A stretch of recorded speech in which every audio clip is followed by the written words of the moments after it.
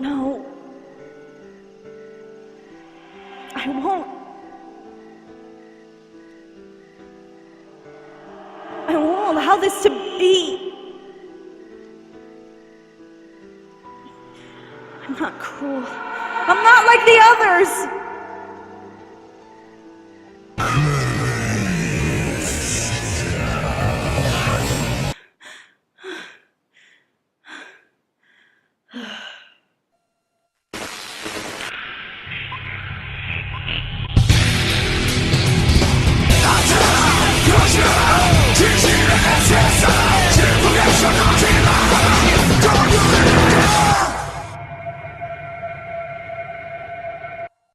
Finally! An Apple Bloom and Luna episode, am I right? I think everyone was really looking forward to the Bloom and Gloom ever since Sleepless in Ponyville and To Whom the Sweetie Belle Toils. Also, has anyone else noticed that Apple Bloom is actually the only one who didn't get involved with issues with her older sibling figure? Which I actually really am glad for, because it didn't show Applejack in a light that would be considered too much emphasis on one trait of her character.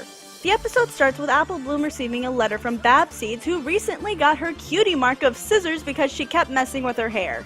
This, however, gives the CMC some perspective on what exactly will happen after they get their cutie marks, which I don't even think the Brony community really asked before.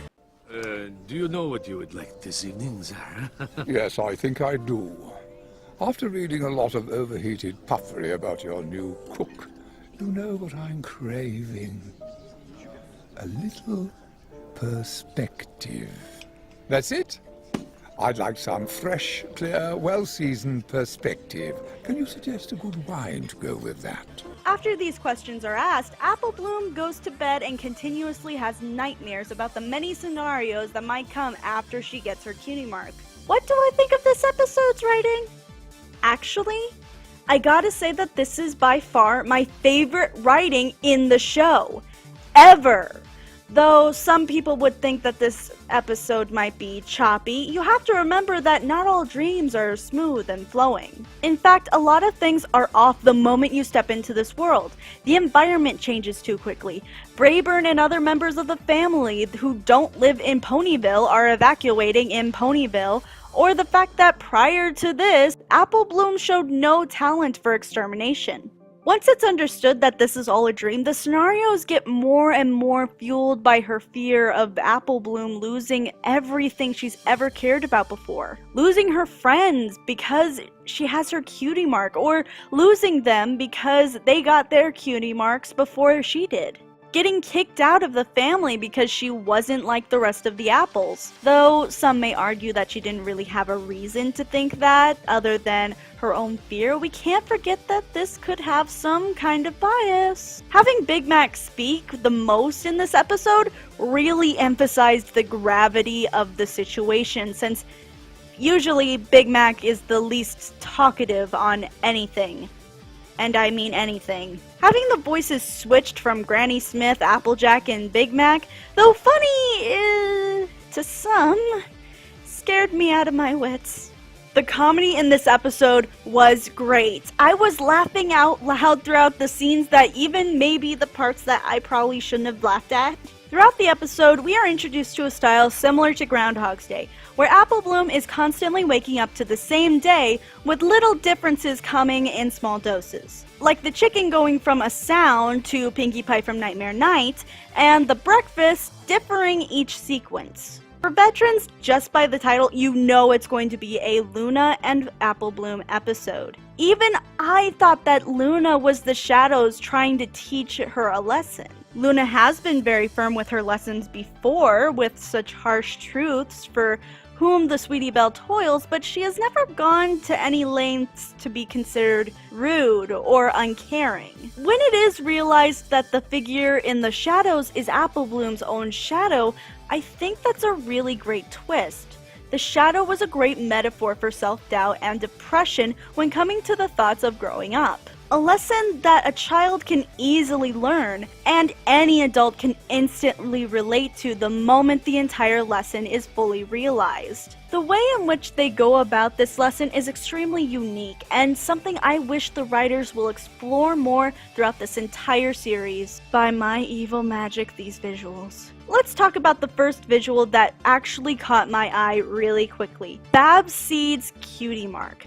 Now, earlier I showed the clip about Apple Bloom's fear about getting her cutie mark not being related to an apple. Some fans might ask why, because Babs has a cutie mark that doesn't have an apple in it. And I would totally agree, if not for a second watch and a much closer look at the cutie mark. You can see two halves of an apple and the seeds being exposed, and that little green part hanging out looks kind of like a leaf, doesn't it? I thought it was extremely clever and also out of the box. I have seen other people's concepts for Babs' cutie mark, and honestly, I love the creator's version much better. I thought that was much more creative and much less literal with the name and had much more to do with her actual talent. The scenes have some seriously dramatic imagery, a panicked evacuation, a gloomy CMCHQ inside and out, two other dreams from Scootaloo and Sweetie Belle, a center stage beatdown of Apple Bloom from her own family, and an ominous forest. Good for you. Good for you. Any more of this activity, I think we would be faced with a lot of overstimulation. If I had to say one thing is wrong with any of the visuals, it might be with Apple Bloom's excitement with the collecting of... I feel like she should have been a little more reluctant with that rather than being so into it.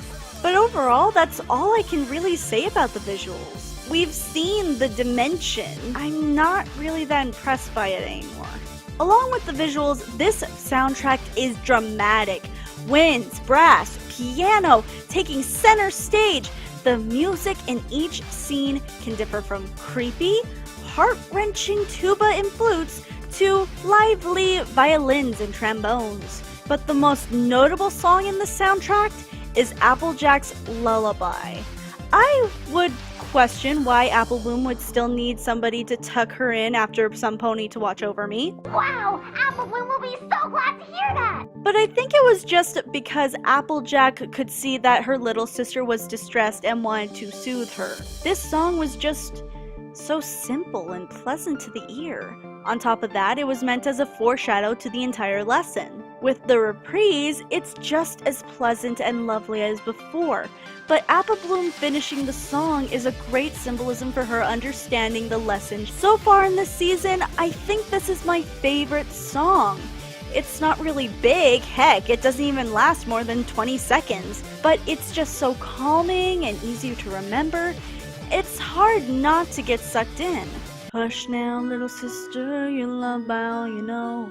You'll never lose that friendship, no matter where you go. There ain't no call to worry, so don't you cry or fret. A cutie mark won't change you, no matter what you get. Overall, my thoughts on this episode was... Well, do I even have to say it? I love this episode! I think this is actually by far my favorite episode in the series. This entire episode is something I would call perfect. The writing was great, the lesson was relatable to both kids and adults, the way they got to the lesson was perfect, the music was awesome, the visuals were such a treat to see. Yeah, I love this episode so much! This has been your future evil overlord, Crimson Glow. And sweet dreams, every pony. Hey every pony, Crimson Glow here, and I'm so excited about this season. I mean, I was excited before for this season, but now it's super promising for this season. Oh my! I'm still just short of the requirements for the Rift Cafe, but I know you guys, being the best fans a mayor could ever ask for, can spread the word of my channel. But what do you guys think of this episode? Please let me know what you think in the comments below, subscribe to my channel if you haven't already, and like this video. I look forward to your comments, and I'll see you next time.